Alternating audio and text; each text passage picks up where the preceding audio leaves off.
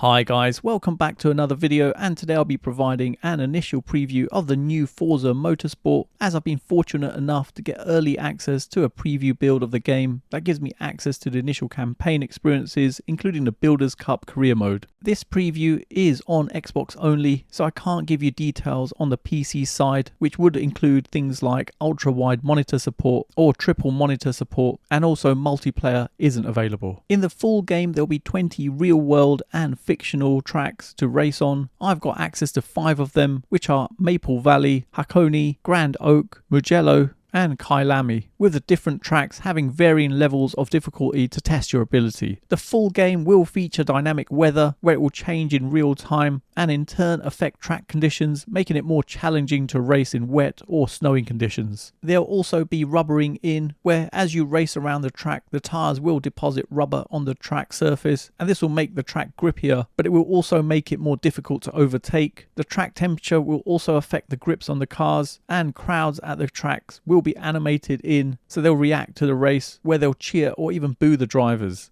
Moving on to the cars, and there'll be over 500 at launch, with this list growing over time. There'll be over 800 unique upgrades and custom modifications will also be offered, but this is considerably less than Forza Motorsport 7, which featured over 700 cars. The preview build has given me access to race 5 cars, but 2 were for specific tracks. So in this case, in Maple Valley, I raced in the 2024 Chevrolet Corvette E-Ray, and in Hakone, I raced in the 2023 Cadillac Racing V-Series R. The other cars were the 2019 Subaru STI S209, the 2018 Honda Civic Type R, and the 2018 Ford Mustang GT. And I could drive all of these on the remaining 3 tracks, so Grand Oak, Mugello and Kyalami. Graphics wise, there's 3 modes. Performance, which is the recommended mode, where you can get 4K at 60 frames per second. Then there's Performance RT, where on-track ray tracing is enabled at 60 frames per second, but with a variable resolution. And finally there's Visuals, which maximizes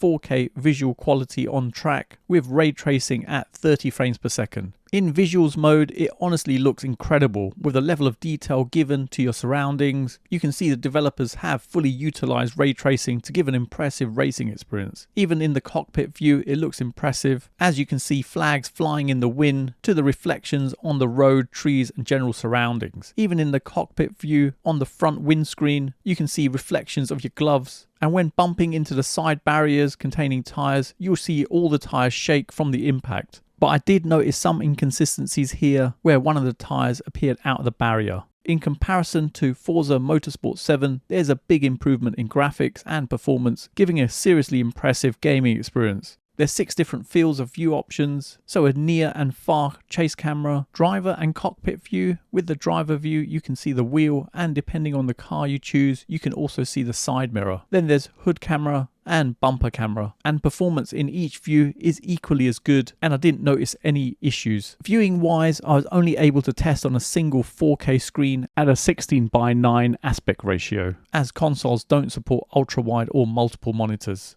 Onto gaming, and the core driving experience has been built from the ground up to showcase the Xbox Series X and S consoles, so it'll be interesting to see how this feels. And worth mentioning, with the Builders Cup mode, when you enter a race, you can adjust your starting position on the grid, but with this there is a trade-off with how much credit you can win in a race. First up, testing with a controller, and this feels good with the haptics fully utilized on the controller, feeding back when you're braking, taking a turn, or even when you're coming off the track. The level of detail feels good when racing, with varying levels of feedback. The overall experience generally feels good, but for me personally, I found it easier to race with a wheel, as I've been racing less with a controller these days. This brings me nicely onto testing gameplay with a wheel, and I'll be testing on 3 different wheels. First up is the entry-level Logitech G923 racing wheel, and it's worth noting that the Logitech G920 would be very similar, minus the subtle True Force feedback effects. Jumping into a race, the racing experience is good for an entry-level wheel, providing sufficient force feedback at 2.2 Newton meters. It uses a combination of gears and cogs to provide feedback, so it's no surprise that the experience is a little bit notchy and noisy, but generally it works well. You can feel the track as you're driving along, together with any bumps and knocks. feeling good from the experience. As you're going around corners, you get a good amount of feedback with the true force kicking in, making the wheel quite noisy and notchy at times. But you do feel in control of the car using the wheel, but I did notice the rev counter wasn't working, which was a bit of a surprise. The pedals generally performed well, with them being nice and responsive, so all in all a good experience in the budget side of things.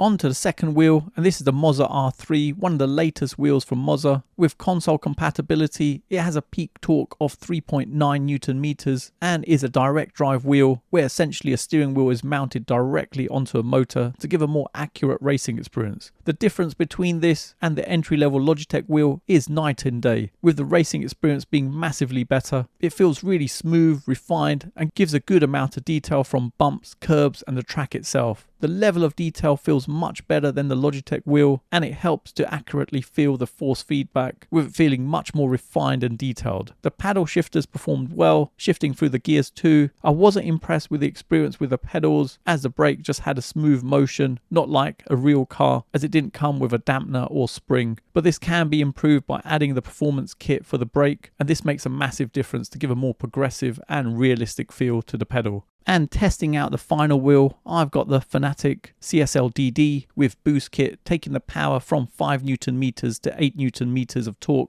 With the Club Sport steering wheel GTV2 for Xbox. This is also a direct drive wheel like the Moza R3, but with the added benefit of the additional power, making a big difference. In comparison to the Moza, it's very similar, giving a similar level of detail, with it feeling very smooth and refined, and giving a good amount of detail from bumps, curbs, and the track itself, helping to accurately experience the feedback, with it feeling much more refined and detailed. The pull from the wheel feels great, with the terrain feeding back really well through the wheel. The paddle shifters performed well, shifting through the gears together with the pedals, giving a great experience, being responsive and accurate. I'd say the Fanatec feels the best overall in racing experience, closely matched by the Moza, except in terms of power when it comes to force feedback. The difference in gameplay I'd say is more noticeable with a direct drive wheel between Forza Motorsport 7 and Forza Motorsport, with Forza Motorsport providing additional detail through the wheel, whether it's the track or when you're going around corners with the feedback coming through. The wheel feels really good, and even when you come off the track and you go onto gravel, it feels quite realistic when you're trying to come off that area where you can feel the tyres trying to grip and move off, something that wasn't as noticeable in Forza Motorsport 7. And just to note, the rev indicator didn't work on any of the wheels I tested.